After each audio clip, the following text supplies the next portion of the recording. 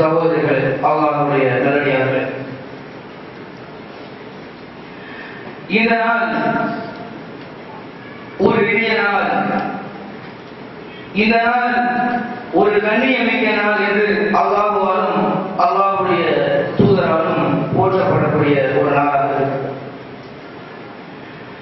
அன்புகளே இஸ்லாமிய சகோதரர்களே, அல்லாஹ்வுடைய நல்லடியார்களே, இந்த நாள் ஒரு கண்ணியமான ஒரு நாள், இந்த நாள் ஒரு சிறப்புமிக்க ஒரு நாள் என்று சொல்லப்படுவதற்கு ஒரு காரணம் இருக்கிறது. உலக முஸ்லிம்கள் அனைவரும் இந்த நாளை ஒரு தியாக திருநாளாக கொண்டாடுகிறார்கள் என்று சொன்னார். ஒட்டுமொத்த முஸ்லிம்களும் இந்த நாளை ஒரு திருநாளாக ஏற்றுக்கொண்டிருக்கிறார்கள் என்று சொன்னார். அதற்கும் ஒரு காரணம் இருக்கிறது. நபி இப்ராஹிம் அலைஹிஸ்ஸலாம் அவர்கள் தன்னுடைய வாழ்க்கையில் செய்த அந்த தியாகத்தினுடைய வெளிப்பாடாக அல்லாஹ் ரப்பல் ஆலமீனுடைய பெரும் கிருபை, அல்லாஹ் ரப்பல் ஆலமீனுடைய பெரும் நாட்டம் இந்த திருநாளை இஸ்லாமியர்கள் அனைவரும் கொண்டாடிக் கொண்டிருக்கிறார்கள்.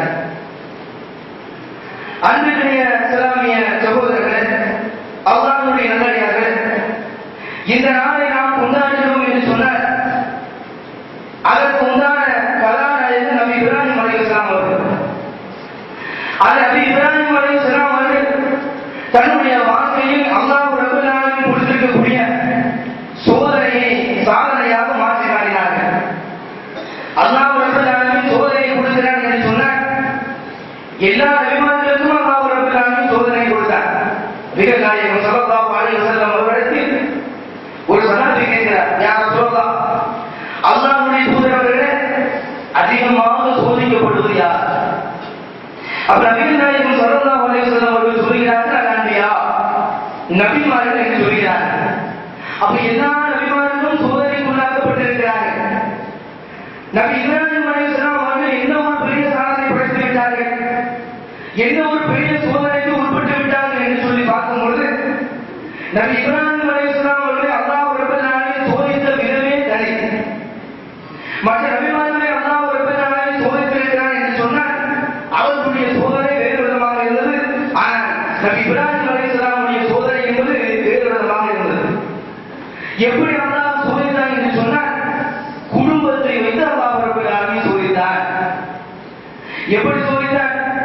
அல்லாஹ்வா உன்னுடைய மனைவியா, அல்லாஹ்வா உன்னுடைய பிள்ளையா, இந்த மார்க்கமா உன்னுடைய தகப்பனா என்று அல்லாஹ் ரப்பல் ஆலமீன் அவருடைய குடும்பத்தை வைத்து நபி இப்ராஹிம் அலைஹிஸ்ஸலாம் அவர்களை சோதித்தார். நபி இப்ராஹிம் அலைஹிஸ்ஸலாம் அவர்கள் அந்த சோதனையில் வெற்றியும் பெற்றார்கள். எப்படி வெற்றியினை கண்டார்கள்? அவர்கள் அல்லாஹ் ரப்பல் ஆலமீன் கொடுத்திருக்கக்கூடிய அந்த சோதனையை சாதனையாக எப்படி மாற்றி காட்டினார்கள் என்பதை ஒவ்வொரு இஸ்லாமியரும் அறிந்து கொண்டிருக்க வேண்டும். அதை அறிவது மட்டுமல்லாது தன்னுடைய வாழ்க்கையில் பின்பற்ற வேண்டும். அவர்களுடைய தியாகத்தை இஸ்லாமிய மார்க்கம் நினைவு கூற வேண்டும் என்பதற்காக தான் இந்த திருநாளை இஸ்லாமியர்கள் உலகம் முழுவதும் கொண்டாடி கொண்டிருக்கிறார்கள். நபிகள் நாயகம் ஸல்லல்லாஹு அலைஹி வஸல்லம் அவர்கள் சொன்னார்கள், ஈமானுடைய சுவையை ஒரு இறை நம்பிக்கையாளர் எப்பொழுது அடைகிறான் என்று சொன்னால் 3 தருணங்களில் அடைகிறார். அந்த 3 நபர்கள் மட்டுமே ஈமானுடைய சுவைகளை அடைகிறார்கள். வேறு எந்த ஒரு நபரும் ஈமானுடைய சுவையை அடைய மாட்டார்கள். நபிகள் நாயகம் ஸல்லல்லாஹு அலைஹி வஸல்லம் அவர்கள் சொன்னார்கள். அந்த நபர்கள் யார்? அந்த 3 நபர்கள் யார் என்று சொல்லும் பொழுது முதலாவது நபராக நபிகள் நாயகம் ஸல்லல்லாஹு அலைஹி வஸல்லம் அவர்கள் சொல்கிறார்கள், அல்லாஹ்வையும் அல்லாஹ்வுடைய தூதரையும் உலக மக்கள் அனைவரையும் விட அதிகமாக நேசிப்பது ஒன்றாவது விஷயம். இரண்டாவது விஷயமாக எதை சொல்லி காட்டுகிறார்கள் என்று சொன்னால், அல்லாஹ்வுக்காக ஒருவரை நேசிப்பது. யார் அல்லாஹ்வுக்காக ஒரு நபரை நேசிக்கிறாரோ அந்த நபர் அவர் ஈமானுடைய சுவையை அறிந்து கொண்டார் என்று நபிகள் நாயகம் ஸல்லல்லாஹு அலைஹி வஸல்லம் அவர்கள் இரண்டாவது நபராக சொல்லி காட்டுகிறார்கள். மூன்றாவது நபராக சொல்லி காட்டுகிறார்கள் யார் என்று சொன்னால், ஈமான் கொண்டு விட்டார்கள். அப்படி ஈமான் கொண்டதற்கு பிறகு திரும்பவும் குஃப்ருல செல்வதற்கு பயப்படுவார்கள். எப்படி பயப்படுவார்கள் என்று சொன்னால்,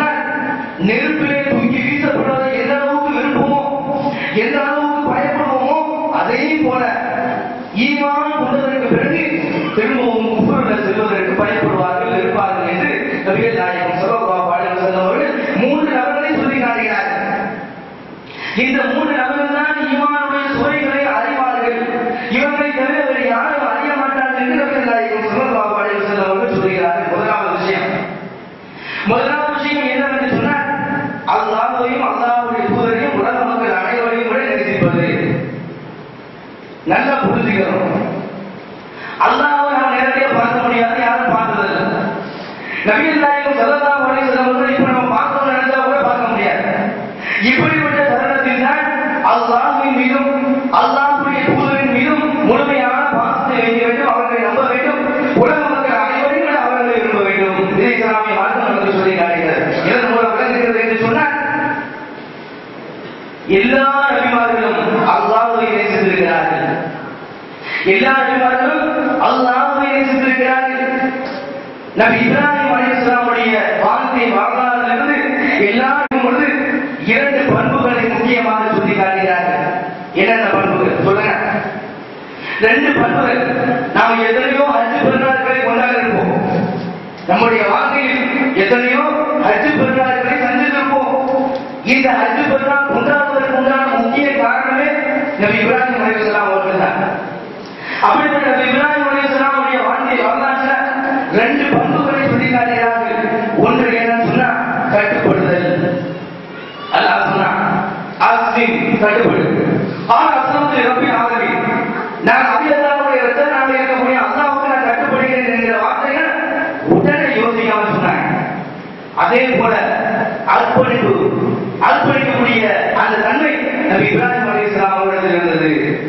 இந்த 2 பண்பும் தான் வரலாறுகளில் முக்கியமாக சொல்லப்படக்கூடிய பண்புகளாக இருக்கிறது. அன்புக்கினே இஸ்லாமிய சகோதரர்களே, அல்லாஹ்வுடைய நல்லடியார்களே, ஒரு நிமிஷம் சிந்திச்சு பார்க்கணும். நபி இப்ராஹிம் அலைஹிஸ்ஸலாமுடைய வாழ்க்கை வரலாறை எடுத்துக்கொண்டோம் என்று சொன்னால், வாப்பாவை விட்டுட்டு வர மார்க்கத்திற்காக, மார்க்கத்தை எட்டு வைப்பதற்காக, மார்க்கத்தை கொண்டு சேர்ப்பதற்காக வாப்பாவை புறக்கணிச்சுட்டு வர, வாப்பாவை புறக்கணிச்சுட்டு வந்த மட்டும் இல்லாம சிலை மேல இந்த இடத்துல அல்லாஹ்வை புறக்கணிக்கிறாங்க. எந்த இடத்துல அல்லாஹ்வை ஏற்றுக்கொள்வார்களோ, எந்த இடத்துல அல்லாஹ்வை நம்புவார்களோ, எந்த இடத்துல அல்லாஹ்வை வணங்குவார்களோ அந்த இடத்துக்கு நான் செல்கிறேன். நபி இப்ராஹிம் அலைஹிஸ்ஸலாம் அவர்கள் ஹிஜ்ரத் செய்து போகிறார்கள். அர்ப்பணிப்பு. அல்லாஹ் ரப்பல் ஆலமீன் கட்டுப்படு என்று சொன்ன மாத்திரத்தில் அவர்கள் கட்டுப்பட்டார்கள்.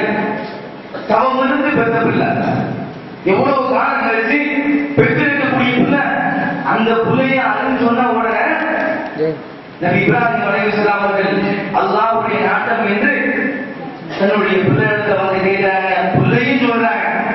பிள்ளை என்ன சொல்றாங்க தெரியுமா? அப்பாவே இது அல்லாஹ்வுடைய நாட்டம் தான் தெரியுது, என்னுடைய பொறுமையாளராக பார்ப்பீங்க அப்படின்னு சொல்லி போட்டு யார் சொல்றா? வரக்கூடிய அந்த நேரத்துல உடனே என்ன செய்து விடுகிறார்?